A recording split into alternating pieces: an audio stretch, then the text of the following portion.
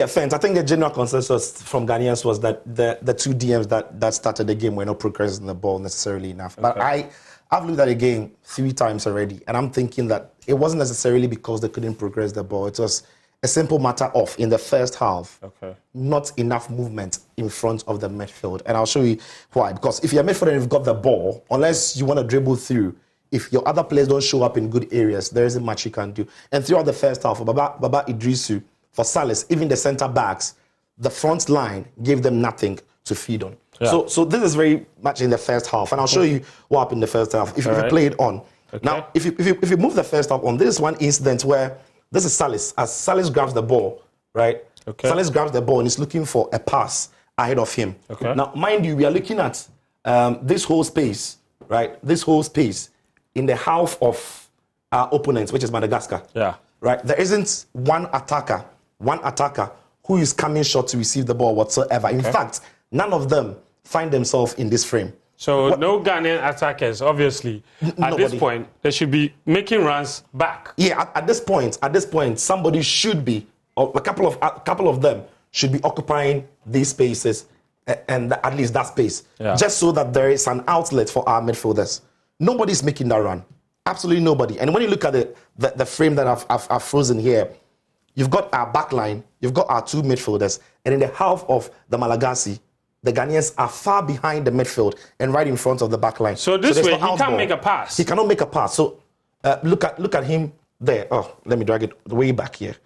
So there it is. Now, if you play it on, as the ball comes to him, look at him. Look at Salis's body movements and look at that. Right? Now play it on again, as we described.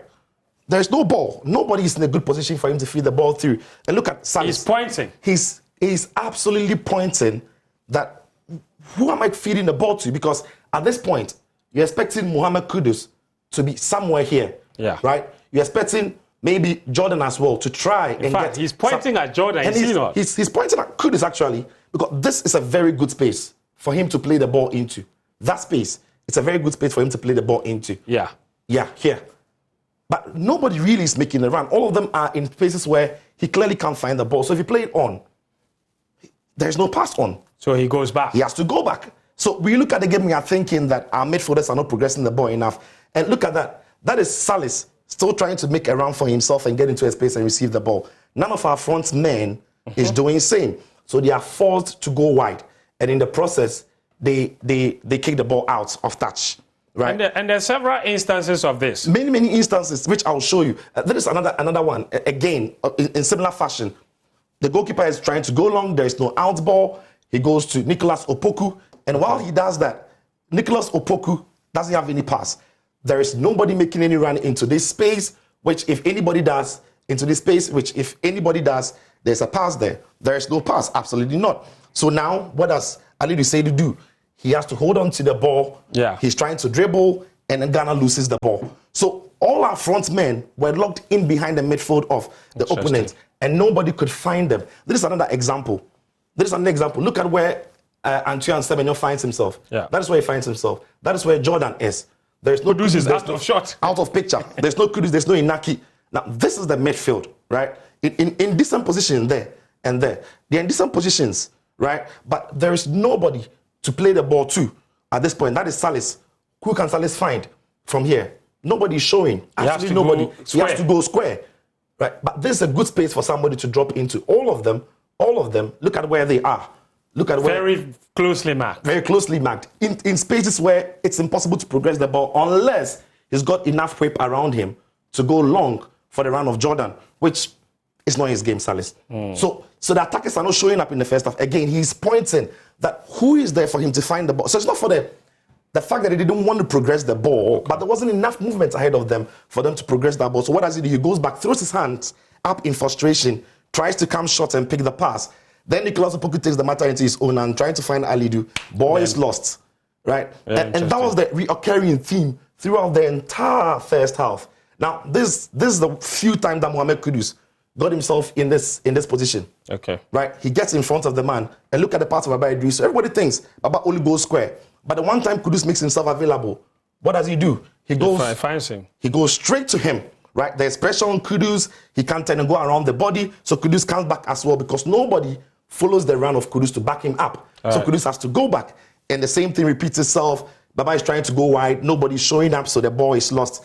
And that was the problem, main problem in the first half. And we'll end this clip very soon because there's another one that quite clearly points to some of the problems that we saw. Yeah, it is coming. And this is it. This is it again. This is Salis. Yeah. Once he gets the ball here, there's no room for him to go for it, so he has to go back. And it goes back to Opoku. Now he's going wide. Now keep an eye on Daniel Amate. He's actually urging them to move forward. Find a space. Jordan comes short. The ball comes back to him. But it is the lack of movement. Look at everybody here. Everybody here. The lack of movement in the team that really is not aiding the ball progression. Now, there were very few times in that first half, very, very few times in that first half that Ghana got themselves in those positions where there was a little bit of movement. Okay. Now, in the minds of many Ghanaians, Salis, Baba Idrisu, the backline didn't want to progress the ball. But look at them still in the first half. Keep your eye on the clock as they try to go vertical. This is Daniel Amate. And as the ball comes back to him, look at what he does. Straight away, he's waiting for a movement ahead of him. Yeah. And when that movement arrives, ping, he pings the ball to Mohamed Kudus. That's a brilliant pass. Because Kudus gets himself in a good position in front of his man to receive the ball with his back, which he's brilliant at. Now, that was one of the best moves for Ghana in that first 45 minutes. Kudus goes wide, then Ghana works the ball in a certain spell. The ball goes into the box really, but it flashes out a half chance. Ghana couldn't take it. But we only created this chance because there was a little movement from Kudus, drawing defender or midfielders out of their comfort zone. The ball goes wide, and there is something we can work with. That is another incident. That is another incident we can look at. That is Nicolas Opoku. People say he doesn't pass the ball forward, he doesn't go for it. But that is Salis, who everyone says he's keeping it simple. But that is not simple. The only reason why Salis plays that ball is because Kudus realizes that he needs to start showing up for the ball. And he threats it to him. And he pings it to Kudus. And we know what Kudus can do in this zone. Straight away, more tense. And he's facing the defense of Madagascar. It's completely taking away the whole midfield of Madagascar with that one pass. So the thing here is that the midfielders can actually pass. They can't pass. The problem was that the attackers didn't create enough spaces for themselves. Enough space or good enough movement ahead of them for that to happen. And the few times that I said, like I said, they did, we saw some of the signs that the ball can really go forward. But then let me show you briefly, just briefly, what Madagascar did in that first half that maybe we should have done. Now, when you look at Madagascar, the only reason why they were running past us easily was because they had enough movement about them anytime they had the ball. So keep your eye on how they are building up and look at how players are moving into areas to make it easy for them to receive the pass. Keep your eye on the number 7 here, right? The number 7, he drops into this space, right here, into this space. He's got another player here, he's got another player there. Look at the positions they are picking up. As the ball moves, keep your eye on these 3 because they move in sync with the position of the ball. Now, if you play it on, keep your eye on them now as they move, right? Yeah. Great. Now, look at the movement that they are going to be giving out here. He comes, he receives the ball. There's a movement coming up to back the movement up. Right? And there you go. Salis does well to try and press, but look at another movement. Once they realize that their man is on the ball, look at that. They spread the game because they've concentrated Ghana in one area and they can easily switch. One thing that Ghana couldn't do throughout the game. There's a second attack we would see, and this is even more beautiful because the movement is brilliant. There you have it. There. Look at the position they are going to pick up here. There's a player here, there's a player there, there's a player there. Right? And look at how they move in sync with the position of the ball. Something that was lacking in Ghana's game in that first 45 minutes. So now look at the movement. As he makes this run, he turns, there's another movement here, picks up the ball, little 1-2 into the corner. Now Richard Ofori has to make a save to save Ghana. Fantastic. But we improved in the second half. Second half was a lot better. Things that improved in the second half. A lot more movement and the sharpness with which we passed and moved the ball. So it wasn't just the issue of personnel change, the fact that Majid came, but even the existing players also had to then start moving and showing up. And as soon as the second half started, keep your eye on what happens here. I think that is the conversation he had in the dressing room because as soon as the second half started, as Amate gets the ball, look at the number of players in the Black Star shirt showing up. That is a lot. All of them are dropping. Odo is on the pitch, right? And there's one here already. Now, Amate has options. He can go this way. He can go that way if he keeps coming short. If he's, he can actually go this way. So he's got options. In or that a first ball half, over the top. a ball over the top to Odoi. In that first half, they had none of that. Right? But in the second half now, players are beginning to show up for it. And there he comes. Ashimero picks up the ball. Yes, he is fouled. But at least we've got enough bodies in areas where they can help them. Then there's another move. And look at where Mohamed Kudus picks up the ball in an area where he could hit Madagascar. Look how deep he comes. Yeah. This is how deep Mohamed Kudus is. Yeah. Because typically, Kudus will not be here. And in the first half, the whole of the first half, we didn't see enough of him here. The second half, he drops deep, he picks up the ball, and he does what he does best. Keeps his head on the ground, runs at the open, and beats a couple of them. Yeah, the final ball to Inaki isn't great, but Inaki does well to recycle possession. Kudus has an effort on goal from that. And as Kudus makes that effort, a lot more players are backing up the effort because look at that. Odoi is making that run. Kudus still stays. And there's a backup from Pressing the midfield. very high up the pitch. Pressing very high up the pitch. Now, midfielders have joined the game as well. So there's another effort that is going to come. And it's only going to come because while the attackers make the way into the box, the midfielders are backing it up. So who arrives on the ball? Majid Ashimero. But while he takes that shot, while Majid takes that effort, you look at the players who are in that space, right? So there you have it. You've got Gideon Mensah here. You've got Majid Ashimero who took the shot. You've got Salis. You've got Odoi. They're waiting for that second ball. They're waiting for that second ball. If we lose the ball in this area, they're likely to pounce. Yeah. So we're a lot more proactive in that second half with an aggressive, with a bit more of pace and movement in and about the ball. Yeah. So a lot more is going to happen in the second half, and that in itself is going to actually lead to the goal, as we'll see from more footage coming through. Now, this is one of the moves as it develops. You know, keep your eye on the space that Odoi has created. Ali never really goes that high, but that is where Odoi can be. But Odoi has gone very wide. But there is movement there from Inaki Williams. Fantastic. In that first ball half, over the top. And the only reason why that ball is able to go over the top is because Mohamed Kudus is able to drop. Now, play it on. Okay. Play it on, and I'll show you something. Now, okay, keep it running. Yeah. No, keep it running for me, please. Okay. No, while he goes, now you can hold it right here. Good. Look at where Mohamed Kudus is, right? Mohamed Kudus is in a very, okay, I think we're good. Yeah, Mohamed Kudus is in a very good position here. He's certainly giving the defender behind him something to think about. Yeah. The moment Kudus draws closer to the midfield, the back line can't be very deep. They will step up. What that offers the Black Stars is space in behind. Yeah. What do we make of the space? The movement of Inaki Williams into the space.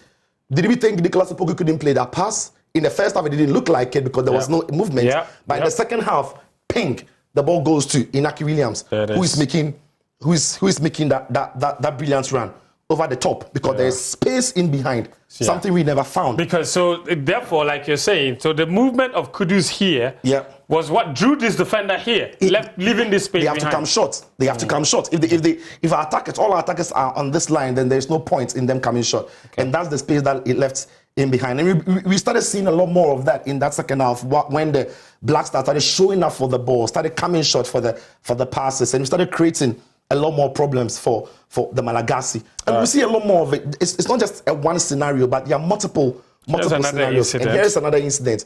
And this, I love this. I absolutely love this because while this play develops, you look at what happens here. There is this, there is that, there is that. Straight away, what you find is a triangle. There's a massive overload here, and it only happens because Ashimero is, making this move here, and Odoi is staying high, and it's come short to combine with his teammates. Now that moves on, and hold it again for me. Now, if you hold it again, we still have the triangle. Another triangle. Because Ashimero didn't stop. With a different player coming short, and Ashimero continues his run with Odoi. Okay. So look at how it unfolds and how they run around the triangle. Ball comes to Ashimero. That's another triangle. Yeah, that's another triangle. Ball moves to Odoi, and then there's a crossing opportunity. We did not have any of this in that first 45 minutes because of the lack of movement and the lack of tenacity about our passing and the pace with which we're moving the ball. All of that changed in that second 45 minutes. And this video again will tell us some more about how good we were in movement. That is Mohamed Kudus who comes short. Doesn't get the best control, but at least he's shown up to be an extra body in there. So look at how we switch the ball. Another one of those balls that is going to go, into a very good area. Now look at how we're going to ping it because there is very good movement. Look, players like Semenyo is coming short. That is Jordan Ayew. Jordan Ayew, lovely way to hold up the ball, gets through the bodies, and this creates a chance. Yeah. But the reason why this chance is actually a goal that is flagged offside is keep your eye on Inaki Williams as he makes this run here, right? As Iñaki Williams sees that the ball goes wide, he doesn't stop. Iñaki Williams continues making that all-important run, striving to get into the box because he knows that something could happen. In that first half, the front line was very static. We barely had these moments in the game. And unfortunately for Iñaki Williams, he was there for the rebound. He was there for the rebound. I mean, the striker can only be in a good place to score. He was there, he got the goal, but it was flagged for offside. Let's look at our goal then. Right. Now, so let's look at okay, now this move before then the goal, because this is also a very beautiful one. Okay. Now, look at Antoine Semenyo. Okay, now let's move it on a little bit, because there's one that Mohamed Kudus helps in the build-up, which if he scored, now this is it. Yeah. Now look at how the build-up is developing. Okay. Players picking up very good positions, so played on. Right? And we are looking at Nicholas Opoku, and at the time, Kasim Nu. This is Salis with the ball. This is Salis, and then there is space now for him to ping the ball. And look at that pass from Kasim. Look at who draws into the midfield to allow space in behind. None of that happened in that first half. Again, there is one chance that Mohamed Kudus had. That was it. That was it. That was it? Yeah. Okay, so let's put the ball over the top. No. The ball from Nicholas Opoku into the foot of I think that's coming up. Myanmar. Yeah. Okay, that's this again. This chance again also tells us how good our movement was, and if we play it on here. Okay, now let me just leave it here. Now, friends, look at Majid Ashimiro as he realizes that he has an opportunity of coming to help his teammates. So this is what happens. Majid Ashimiro only comes this place to this place to combine and help. So again, he's helping to form again the three men to give him options, because another player stays in the box and is trying to wait for the cross. What Ashimiro does is to come short. Again, movement, offering himself as an option, an out ball, if you like. Ball comes to him, shows a bit of skill, shows a bit of strength and awareness. Had this gone in, what a goal. What a goal that would have been. That is one of the moves of the game. Look at Nicholas Opoku here. Okay. And if you pause it, right? If you pause it, the ball just went past Mohamed Kudus. This is Mohamed Kudus, right? In a very good area. This is Nyama. This is Nicholas Opoku. We all said they couldn't pass the ball vertically. They are always going short. But what does he do here because of the movement? He passes the ball vertically, pings it into Nyama. And look at what Kudus does. Between two defenders. Kudus darts past Nyama, and that creates the opportunity. It's all about the movement and the presence of mind. Now, then the goal itself also happens. Odoi overlaps. Nyama manages to keep the ball really well and then goes wide. And this is what is beautiful about the goal, because if you stop it here, after Gideon Mensah almost miscontrolled the ball, this boy, Ashimiro, who completely changed the face of the second half, he's still sharp in his memory to know that he has to move into this space. Okay. Because this is where a massive space is in this area. So he comes to occupy it. In that first half, we had none of that. Look at Bukari, he's wide. The most obvious pass for him to play, Gideon to play, is to go this way. Bukari. Yeah. But because Ashimiro makes this run, the ball goes to Ashimiro. Bukari makes the run inward, which vacates the space for Mensah to join in. Yeah. One-time cross, early cross, fast cross, Inaki is on hand to pounce. Wow. So I think the first half was lack of movement, how slow we were passing, players not showing up for the ball. And the second half was with the tenacity, the pace, and the willingness of the players to take risk and show up for the ball. Interesting. A fantastic analysis. Thank you, Sitso. So the template is there. It's not just about the tactics. It's also about willing runners. Okay, it's also about a lot of the players offering themselves up and not just standing there and waiting for the balls to come to them, but actually actively getting involved in the play. So you've seen it. Maybe now that you've had another perspective, another look at it, maybe the way you thought about our midfielders might be a little bit different, and maybe you start thinking about them differently. And all of the idea that our defenders or DMs cannot pass, maybe that was slightly exaggerated. Hopefully we'll see a lot better from the team against Comoros.